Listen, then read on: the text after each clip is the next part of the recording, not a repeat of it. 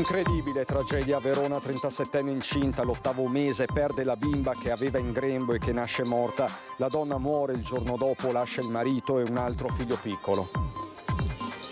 Incidente in piscina per un turista veronese in Kenya e gravi in ospedale a Mombasa. Regione, ambasciata e Farnesina in contatto per il rientro in Italia. L'allarme della CGIA di Mestre, il boom dell'inflazione ha costretto le famiglie venete a spendere 3.500 euro l'anno in più in 24 mesi. Non accadeva da 25 anni. Stilate una lista di reati che vorreste depenalizzare in illeciti amministrativi per non intasare la giustizia. Così il ministro Nordio agli avvocati del Triveneto. Dopo velox, dossi e parchimetri, tocca ai cartelli stradali con il limite di 30 all'ora, 5 quelli abbattuti a Cappella Maggiore con un trattore delinquenti, attacca la sindaca. Calci e pugni alla moglie davanti a gestori e clienti di un bar di Vigonza, poi torna a bere come se nulla fosse, 36enne di Urbano arrestato dai carabinieri. Dopo la commovente cerimonia di conferimento della laurea alla memoria, affisso al portello lungo il Piovego, il papiro che gli amici di Giulia avevano preparato per festeggiare il traguardo. Il Carnevale di Venezia, dedicato a Marco Polo, entra nel vivo, saltimbanchi, danzatori, tamburi e maghi. Si è aperto così questo sabato tra il centro storico e la terraferma. Bentrovati, buonasera telespettatrici, telespettatori di Antenna 3. La cronaca in apertura di questa edizione regionale dei nostri telegiornali con la doppia tragedia che si è registrata a Verona. Una donna è morta a poche ore dal parto, un parto difficile, si sospetta un'infezione batterica. Anche la bambina che portava in grembo è morta. Si aspettano i risultati dell'autopsia che sarà eseguita nei prossimi giorni per chiarire le cause della tragica fine di Federica Ghirelli, la mamma 37enne di Villa Bartolomea, spirata dopo il parto della piccola Emma, prematura all'8° mese, nata già morta. Prima la filoletta, poi la madre, a separarle poco meno di 24 ore e pensare che quella gravidanza sembrava trascorrere nel migliore dei modi. Tutto inizia con quella che sembra una normale influenza seguita da dissenteria, ma i sintomi si fanno sempre più gravi, per questo la donna viene trasportata all'ospedale di Legnago. È qui che i medici rilevano subito un'emorragia e quindi decidono di procedere con un cesareo d'urgenza. Emma, questo è il nome che mamma e papà avevano già scelto, nasce senza vita. Poi la corsa disperata a Borgo Trento, dove la 37enne viene ricoverata nel reparto di terapia intensiva. Gli organi interni sono compromessi, giovedì il decesso. L'ipotesi più probabile è quella di un'infezione batterica, ma servirà l'autopsia per capire cosa abbia potuto innescare una tragedia così grande. Federica Ghirelli lascia un figlio di appena 4 anni e un marito, Elia Oliviero, originario del Padovano, come lei ingegnere biomedico.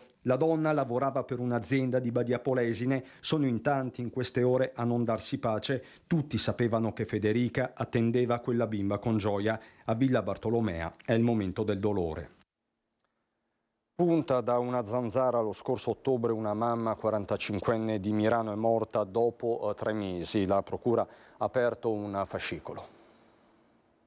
Si attendono i risultati dell'autopsia sul corpo della 45enne di Mirano morta per le complicanze del virus West Nile.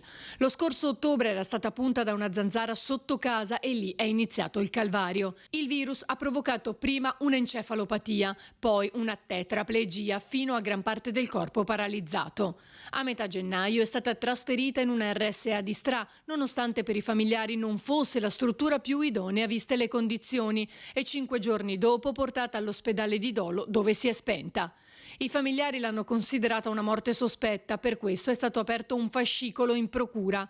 L'Ulstre ha fatto sapere che a seguito del decesso lo stesso reparto in cui era ricoverata la donna aveva disposto il riscontro diagnostico. Un turista veronese residente in provincia è ricoverato in gravi condizioni all'ospedale di Mombasa, in Kenya, dopo un incidente in piscina. L'uomo è in terapia intensiva, si trovava nel paese africano per un periodo di ferie. L'incidente è avvenuto a Malindi. A darne notizia il presidente della Regione del Veneto, Luca Zaia, che ha attivato le strutture regionali competenti e sta seguendo la situazione in stretto contatto con il Ministero degli Esteri e l'ambasciata italiana in Kenya. La Regione ha assicurato tutto il supporto possibile per per quanto di sua competenza. Il governatore ha ringraziato la nostra ambasciata di Nairobi e la Farnesina che stanno seguendo il caso fin dal momento del ricovero, anche con la valutazione delle opzioni migliori per un rimpatrio di carattere sanitario.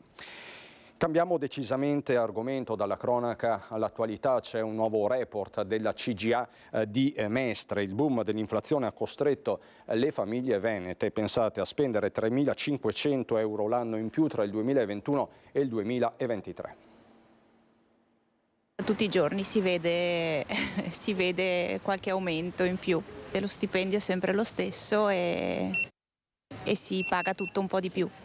Si fanno delle rinunce.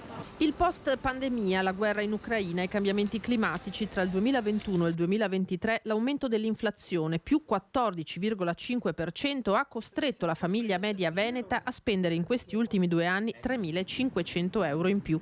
È l'ufficio studi della CGA di Mestre a fare il punto sull'inarrestabile crescita del costo della vita e sulle sue conseguenze. Se nel 2021 una famiglia spendeva in un anno 23.529 euro, nel 2023 ha dovuto tirar fuori di tasca quasi 27.000 euro. Zucchero più 61%, riso più 48%, olio più 45%, bollette della luce a più 93%, più 62% il gas e poi i trasporti, più 106% il costo dei biglietti aerei internazionali. Una perdita di potere economico tale non si verificava da fine anni 90. Ma le ricadute negative hanno interessato anche i piccoli negozi di vicinato, che a differenza della grande distribuzione hanno subito la contrazione delle vendite più preoccupante. Con il risultato che nei centri storici e nelle periferie aumenta il numero di attività chiuse definitivamente. Quanto alle famiglie, sono state quelle più fragili a patire le conseguenze più pesanti. Le famiglie dove tirano fuori i soldi in più che servono? Ma io penso che chi non ha la disponibilità è costretto a indebitarsi in qualche modo, cioè non ci sono alternative, o si farà aiutare se a qualcuno, ad esempio i giovani, dalle famiglie, piuttosto che ci sono anche molti pensionati, da quello che si sa che aiutano i figli. Quest'estate ho fatto la stagione estiva a Jesolo, uno stipendio metà andava via per la spesa. Spesso vado al mercato, però è vero, nei supermercati è tanto aumentato il prezzo.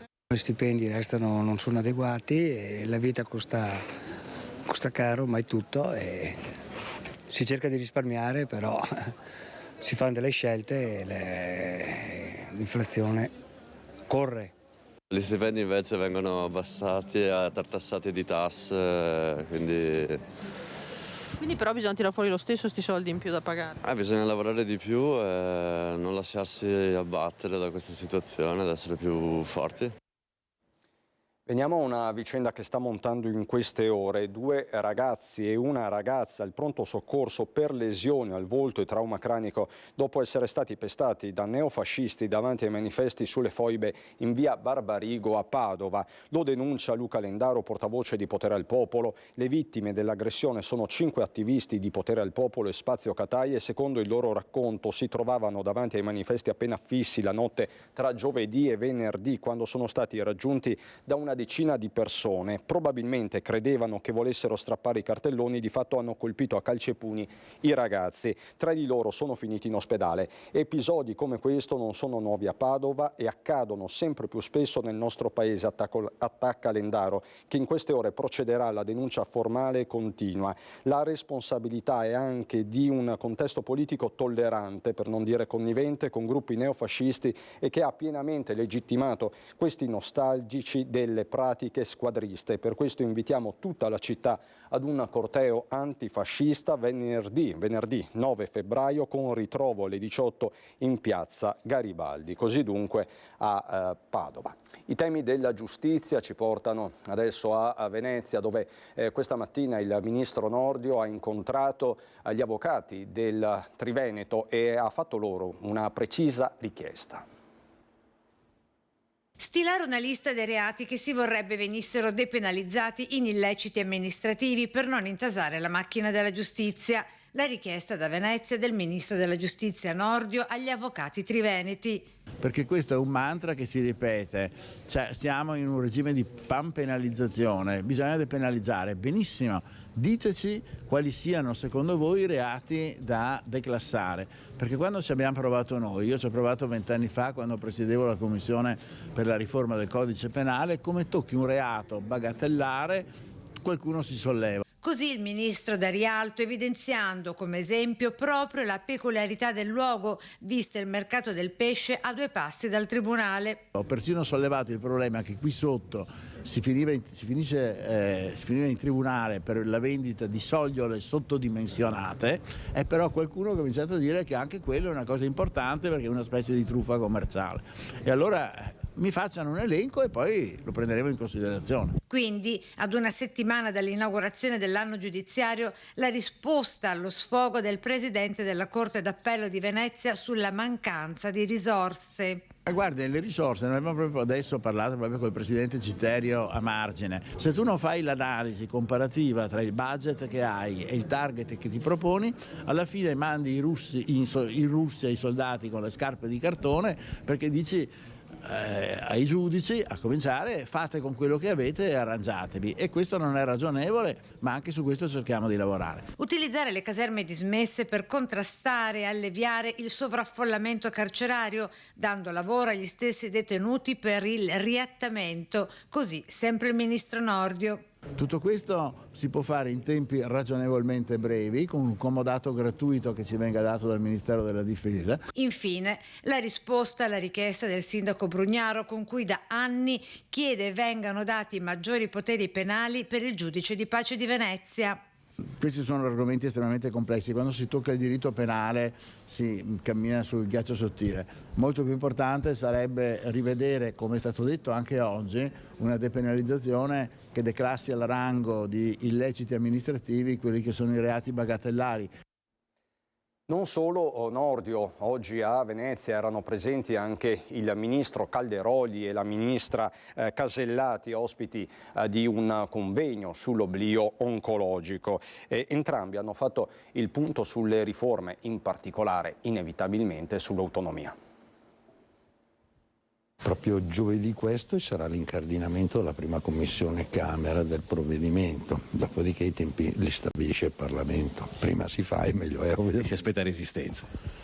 Ma credo che il lavoro più grosso fosse l'esame che abbiamo fatto al Senato, il confronto con tutte le forze della coalizione. È stato sviscerato ogni piccolo angolo di quella legge. Per il ministro Calderoli il DDL sull'autonomia differenziata è politicamente al sicuro. La quadra con gli alleati del centrodestra, fa intendere, è stata trovata in mesi di lavoro. Chiaro che la discussione parlamentare possa sempre innescare una serie di variabili, da qui l'auspicio. Mi auguro che possa essere approvata in versione definitiva, poi è evidente che se si evidenziassero degli errori si correggono. Partita quella dell'autonomia differenziata, contro cui si stanno muovendo diversi amministratori del Sud, con il governatore campano De Luca in testa, ma il tema è anche un altro e riguarda da vicino gli equilibri tra leghisti e meloniani, i primi promotori dell'autonomia, i secondi sostenitori dell'elezione diretta del Presidente del Consiglio, riforme per qualcuno inconciliabili, anche se Maria Elisabetta Casellati, che delle riforme è il ministro, usa toni fermi. Sia l'autonomia che l'elezione diretta nel nostro programma era del Presidente della Repubblica, oggi del Presidente del Consiglio, fanno parte entrambe del programma voluto e votato dagli italiani.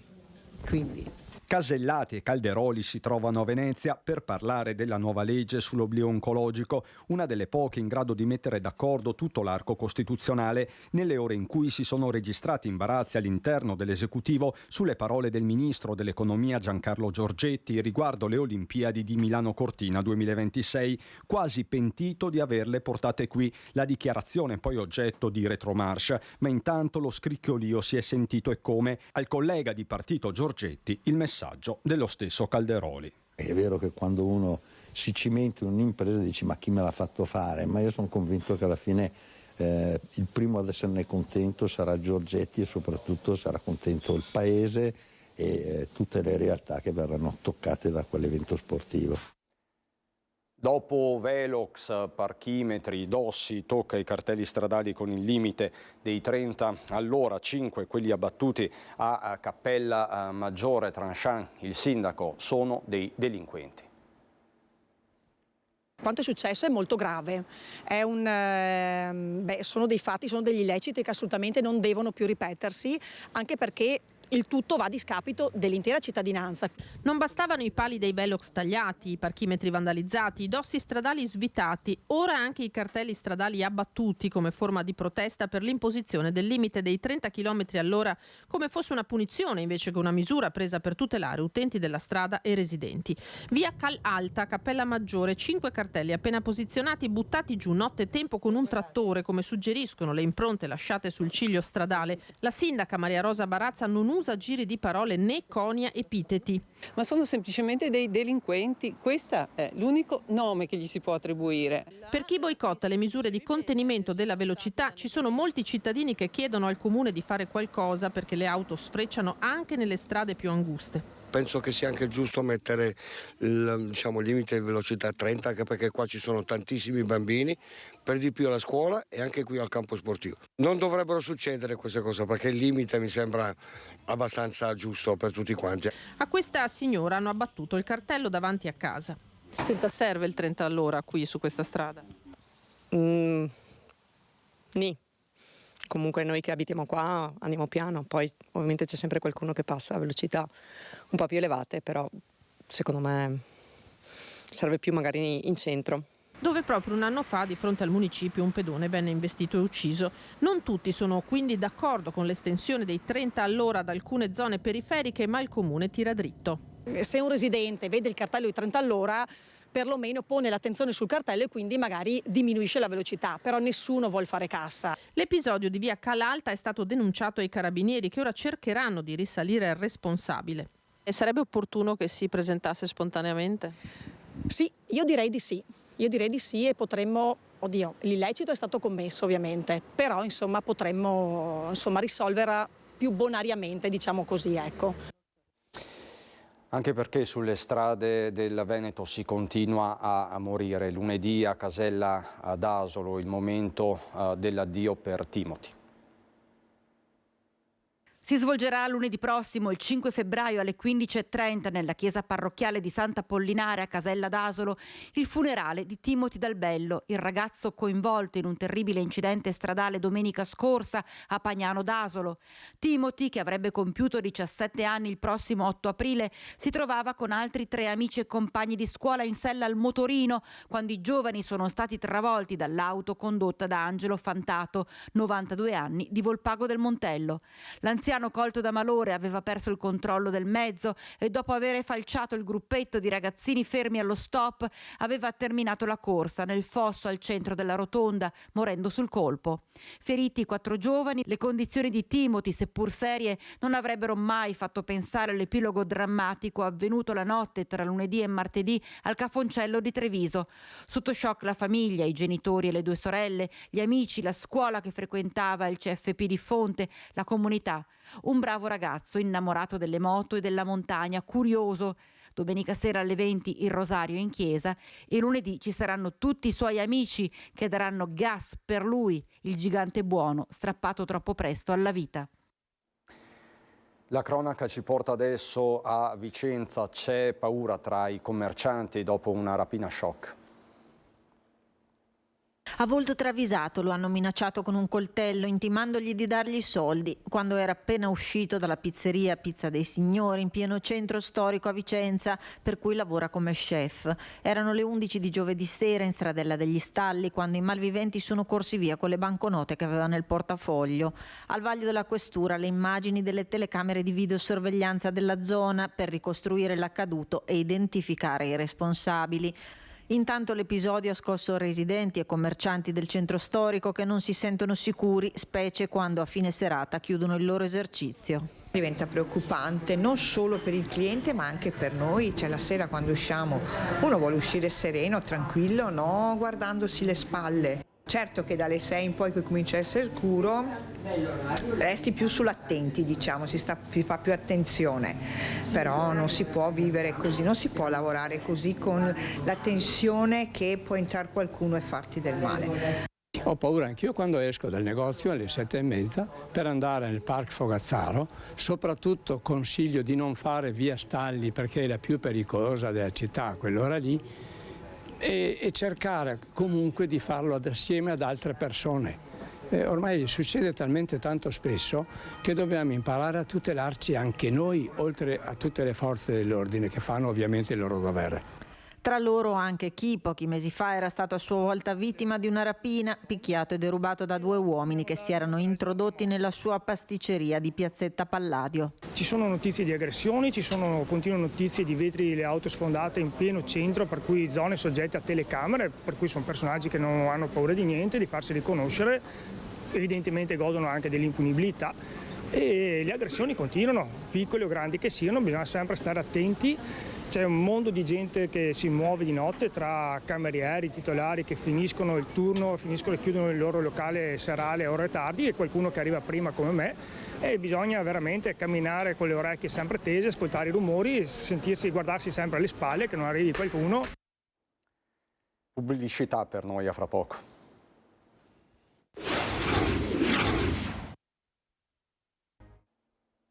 Di nuovo in onda, andiamo subito a Vigonza. Ha aggredito la moglie con calci e pugni alla testa all'interno di un bar davanti ai gestori e ai clienti. I carabinieri sono intervenuti in un locale di Vigonza e hanno arrestato per maltrattamenti un 36enne romeno. L'uomo, dopo aver colpito con violenza la moglie, l'ha lasciata a terra ferita ed è tornato a bere, mentre le persone all'interno del bar hanno allertato i soccorsi. Quando i carabinieri sono arrivati hanno trovato l'ambulanza che stava prestando le prime cure alla donna ferita, mentre l'uomo era intento a bere. Ai militari ha detto che la donna era caduta a terra da sola, ma le telecamere del locale avevano ripreso il pestaggio. Il 36enne romeno era già stato denunciato per maltrattamenti e aveva precedenti per reati contro la persona. È stato subito portato in carcere. E a proposito di violenza di genere, soltanto ieri il conferimento della laurea a Giulia Cecchettin, e nelle scorse ore al portello è apparso anche il papiro.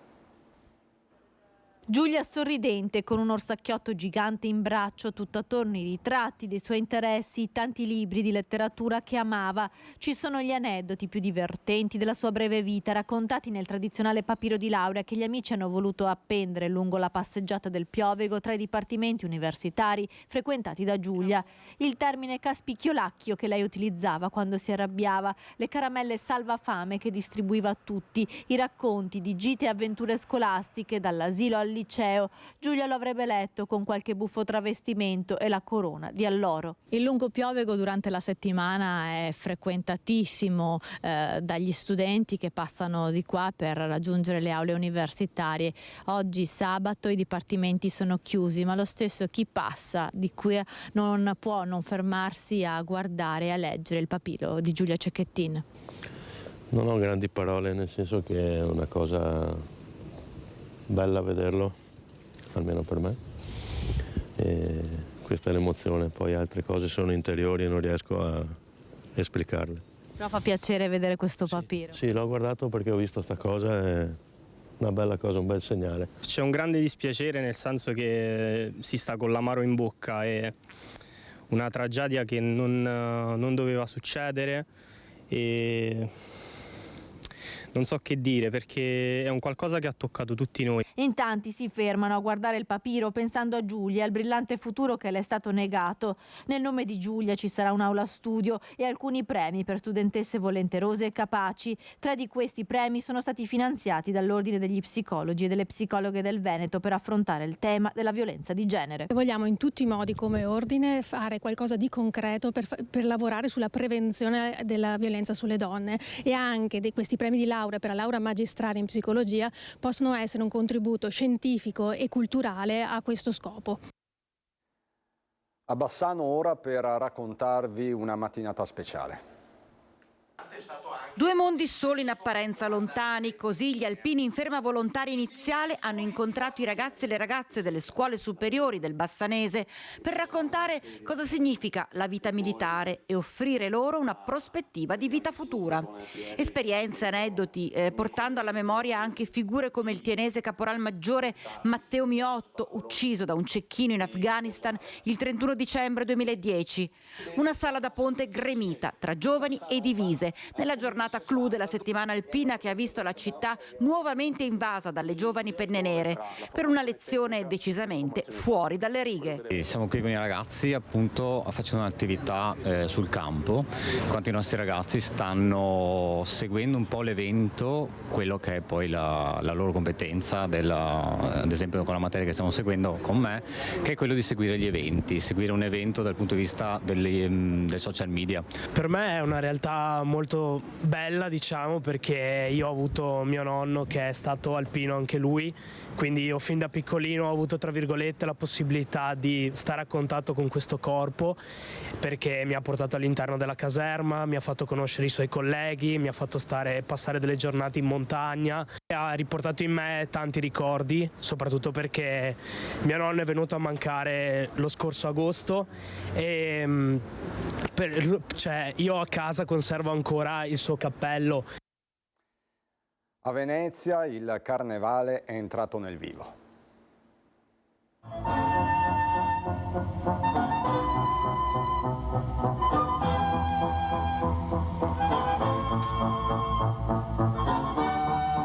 Il Carnevale di Venezia all'insegna di Marco Polo è entrato nel vivo con Terra Incognita, lo spettacolo acqueo all'Arsenale. Le fontane danzanti, le luci, le barche e il dragone che lentamente si sposta sulle acque della Darsena, un tempo culla della marineria della Sirenissima. Marco Polo che naviga affrontando tigri e peripezie, mentre delle giovani danzatrici cinesi fanno ondeggiare i propri ombrellini sulle onde di danze ancestrali. Oggi parto verso l'Oriente, verso Terra Incognita. Sullo sfondo le proiezioni del Ponte di Rialto e la Basilica di San Marco, in un ponte ideale che da sempre lega la Regina dei Mari Venezia all'Oriente. Lo show acquatico che vede la firma del direttore artistico Checchetto viene riproposto 2 volte al giorno, alle 18:30 e alle 21 per un totale di 9 serate.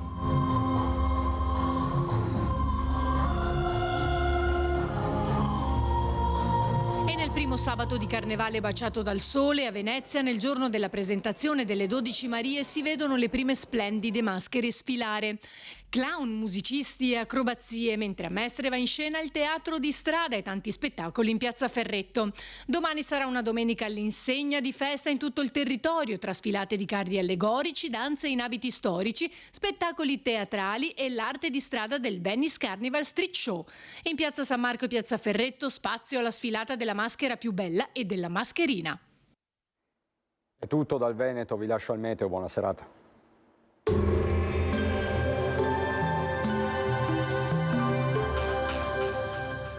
Cooperativa Agricola Volpago offre carni fresche e selezionate di prima qualità, senza uso di antibiotici, direttamente dagli allevamenti locali dei nostri soci allevatori. Bentrovati al meteo. L'alta pressione protegge l'Italia, il tempo si manterrà dunque stabile. Il dettaglio di domenica 4 febbraio. Sul Veneto sarà asciutto, ma con il fastidio di nebbie mattutine, anche estese e solo in parziale diradamento durante il giorno, in nuova intensificazione dopo il tramonto. Non sono escluse locali schiarite. Temperature in lieve aumento, minime tra 0 e 2 gradi, massime tra 6 e 10 gradi all'incirca. Ci spostiamo ora sul Friuli Venezia Giulia. Sarà decisamente più soleggiato, con cielo in genere poco nuvoloso, ma anche in questo caso su pianura e costa avremo le consuete nebbie, specie durante le ore notturne. Temperature minime tra 1 e 3 gradi, massime sugli 8-11 gradi. Infine diamo uno sguardo alla situazione del Trentino Alto Adige. Prevarrà il sole con della nuvolosità alta. Temperature minime tra 1 e 8 gradi, massime sui 14-15 gradi all'incirca. Dal meteo è tutto, vi auguro un buon proseguimento in nostra compagnia.